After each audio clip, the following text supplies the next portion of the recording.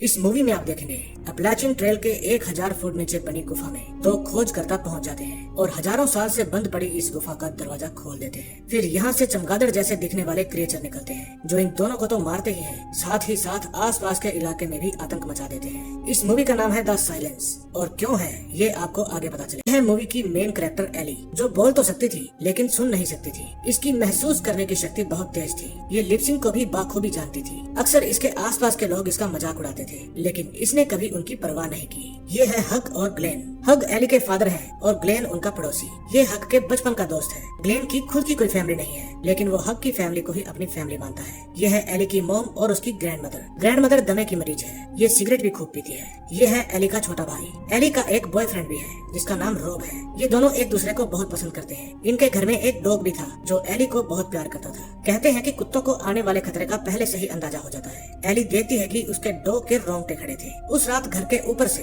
बार बार military helicopter भी आ जा रहे थे। उस रात एली का बॉयफ्रेंड रोब उसे एक वीडियो भेजता है जिसमें एक जगह बहुत अजीब से चमगादड़ देखे गए थे। रात को जब एली सो रही थी तो 3 बजे उसकी मॉम आकर उसे उठाती है और कहती है कि यहाँ कुछ तो हो रहा है। वो बाहर जाकर देखती है तो सभी चिंता में थे। तभी वहाँ पर ग्लेन भी आ जाता है और पूछता है कि इतनी रात को मुझे क्यों बुलाया। फिर वे टीवी में न्यूज देखते हैं जिसमें बताया जा रहा था कि जंगल के आसपास के इलाकों में लोगों पर अजीब से चमगादड़ों का हमला हुआ है जो शायद किसी केमिकल के कारण आकार में बड़े हो गए हैं। वे लोगों को मार कर खा रहे हैं। अभी सोशल मीडिया पर एक वीडियो वायरल हो रही है जिसमें एक लेडी बताती है किसी तरह का भी शोर न करे क्योंकि ये आवाज की तरफ अट्रैक्ट होते हैं। हजारों साल से बंद पड़ी गुफा खुल गई है। किसी को भी अंदाजा नहीं है ये कितना बड़ा खतरा होने वाला है। फिर हक और ग्लेन देखते हैं उनके घर के ऊपर से लड़ाकू विमान जा रहे थे। फिर हक घर के अंदर आकर कहता है हर वो चीज जो शोर करती है उसे साइलेंट कर दो, कोई घर से बाहर नहीं जाएगा। लेकिन एली कहती है अगर हम इस इलाके से ही बाहर चले जाएं तो बस फिर क्या था। वहाँ से निकलने की तैयारी शुरू हो जाती है। वे दोनों अपनी कारें लेकर वहाँ से निकल पड़ते हैं। इन क्रिएचरों के हमले के कारण पूरा शहर नरक की आग में झुलस रहा था।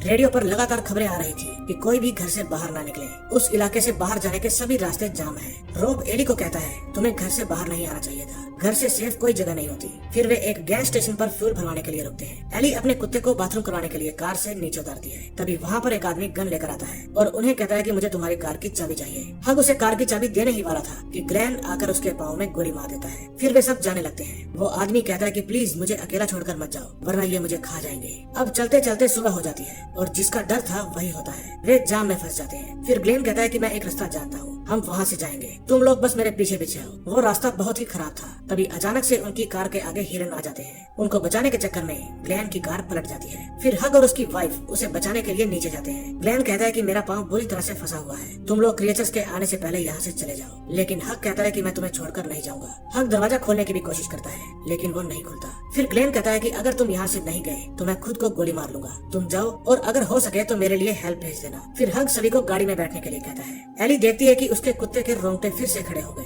फिर एली कहती है कि गाड़ी बंद कर दो, कोई आवाज मत करो। लेकिन उनका डॉग लगातार भौंके जा रहा था और उसकी आवाज सुनकर वहाँ पर बहुत सारे क्रिएचर आ जाते हैं। उनकी चिल्लाने की आवाज ग्लेन को सुनाई देती है। फिर ग्लेन फायर करता है ताकि वे सभी क्रिएचर उसकी तरफ आ जाएं। गन की आवाज सुनकर वे सभी क्रिएचर ग्लेन की तरफ चले जाते हैं और उसे खा जाते हैं। लेकिन एली का डॉग अभी भी चुप नहीं कर रहा था, लगातार भौंके जा रहा था। इससे पहले कि वे सभी क्रिएचर उसकी आवाज सुनकर वापस उनकी तरफ आते, हक डॉग को कार से बाहर निकाल देता है। कभी कभी अपनों को बचाने के लिए जिंदगी में कड़े फैसले लेने पड़ते हैं। फिर वे सभी लोग घंटों तक शांत बैठे रहते हैं। वे ना तो आगे बढ़ सकते थे और ना ही यहीं पर बैठे रह सकते थे। उन्हें खुद नहीं पता था कि आगे क्या करना है। फिर हक इशारा करके कहता है मैं बाहर जाकर देता हूँ और चुपके से बिना आवाज किए वो कार से बाहर आ जाता है। लेकिन तभी ग्रैंड मदर की खांसी छिड़ जाती है। हक की जान गले में अटक जाती है। एक क्रिएचर उनकी कार के ऊपर आकर बैठ जाता है और अंदर घुसने की कोशिश करने लगता है। फिर हक पास में पड़ा हुआ स्टील रिंग स्पैनर उठाता है और उसे दूर फेंक देता है। उसकी आवाज सुनकर क्रिएचर उसके पास जाता है और उसे खाने की कोशिश करता है और बाद में वहाँ से उड़ जाता है। फिर हक वापस कार के अंदर जाता है और सबको कहता है कि हमें अंधेरा होने से पहले शेल्टर तक पहुँचना होगा। फिर वो अपनी मॉम से लाइटर लेता है और अपने दोस्त ग्लेन की कार में आग लगा देता है ताकि अगर वो तड़प रहा हो तो उसको मुक्ति मिल जाए और क्रिएचर्स का ध्यान भटक जाए। फिर वे सब पैदल जंगल की तरफ बढ़ने लगते हैं। दोस्तों आपको क्या लगता है, इनका अपने घर से बाहर निकलने का आइडिया सही था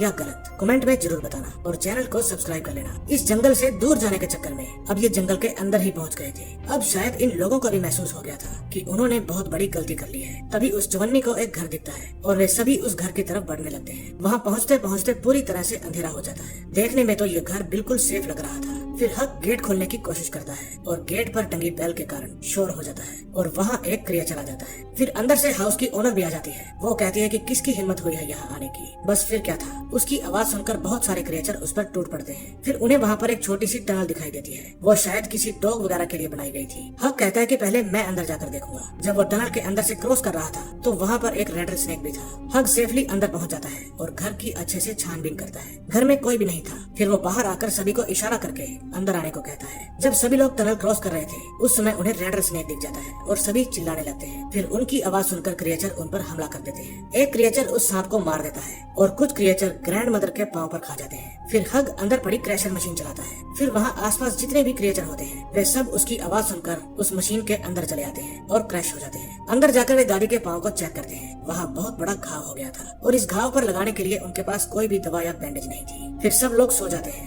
एली रोब के पास वीडियो कॉल करती है। रोब ट्रबल में था। वो बताता है कि उसकी फैमिली मारी गई है। तभी कॉल डिस्कनेक्ट हो जाती है और एली रोने लगती है। अगले दिन हग अपने बेटे को देने के लिए डंडे का एक नुकीला भाला बना देता है ताकि उससे वो खुद की रक्षा कर सके। कैली ग्रैंडमा के जख्म को देखती है जो पहले से ज्यादा खराब हो चुका था। फिर कैली हग और एली को बताती है कि बिना एंटीबायोटिक इन्फेक्शन फैलता जा रहा है। मैंने घर में हर जगह ढूंढ लिया लेकिन कहीं भी कोई दवा नहीं मिली। बिना दवा के वो ज्यादा समय जिंदा नहीं रह पाएंगी। फिर हग अपनी वाइफ को एक गन देकर एली को अपने साथ ले जाता है ताकि वे कहीं से एंटीबायोटिक का जुगाड़ कर सके। हग दरवाजा खोल देता है और वे दोनों वहाँ से निकल जाते हैं। उस समय हजारों की संख्या में क्रिएचर बिजली के खंभों और तारों पर लटके हुए थे। वे चलते चलते पास के एक कस्बे में पहुँच जाते हैं। वो जगह पूरी तरह से खाली पड़ी हुई थी। फिर वे ढूंढते ढूंढते एक मेडिकल स्टोर तक पहुँच जाते हैं। उस समय कोई आदमी उनको खड़ा दूर से देख रहा था। आगे का दरवाजा बंद होने के कारण हग पीछे के दरवाजे से बिल्डिंग में घुस जाता है। उस बिल्डिंग में कई लोगों की लाशें भी पड़ी थी जो इन क्रिएचरों ने बुरी तरह से नोच रखी थी। जब हग और एली इस बिल्डिंग के अंदर थे तो वो आदमी उनको छुप छुप कर देख रहा था। एली देखती है कि ये क्रिएचर जिनको भी खाते हैं उनके अंदर अपने अंडे छोड़ देते हैं ताकि वहाँ से और क्रिएचर पैदा हो सके।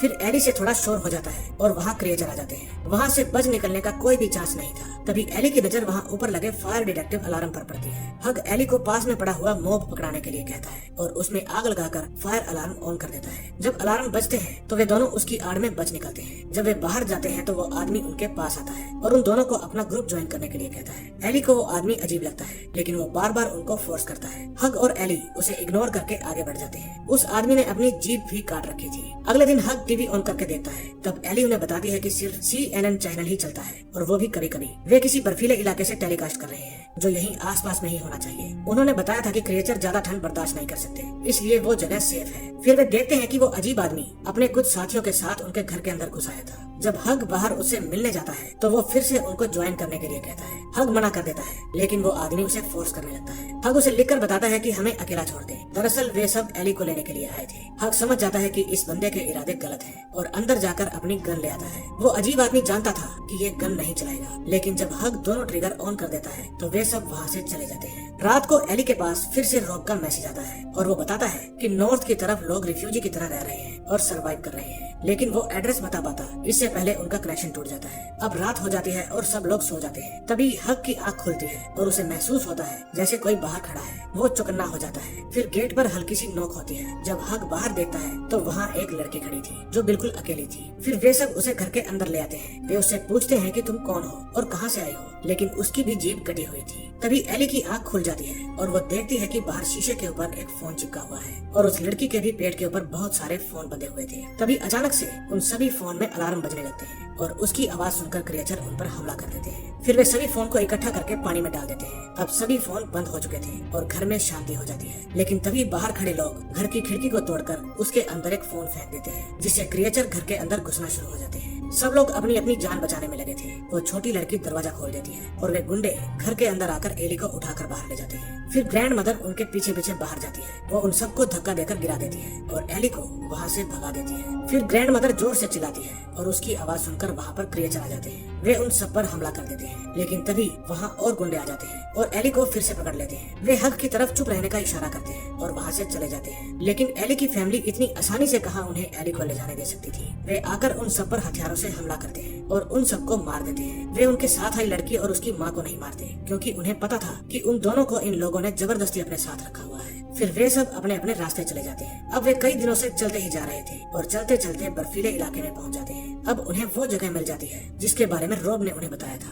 रॉब भी वहीं कहीं आसपास में ही था। एक बार तो कुछ समय के लिए इनकी जान बच गई थी, लेकिन एक दिन ऐसा आएगा जब क्रिएचर को भी धीरे धीरे ठंड में रहने की आदत पड़ जाएगी। लेकिन तब तक इन सर्वाइवर्स को भी साइलेंट रहने की आदत पड़ चुकी होगी। अब बस देखना यह है कि क्रिएचर्स इंसानों को पहले खत्म करते हैं या इंसान क्रिएचर्स को। दोस्तों मुझे लगता है कि मूवी का सेकंड पार्ट जरूर आएगा, और जैसे ही आया मैं आपके लिए एक्सप्लेन करके जरूर लेकर आऊंगा। मूवी अच्छी लगी हो तो प्लीज वीडियो को लाइक करें और चैनल को सब्सक्राइब करें। हम मिलेंगे नए दिन नई वीडियो के साथ।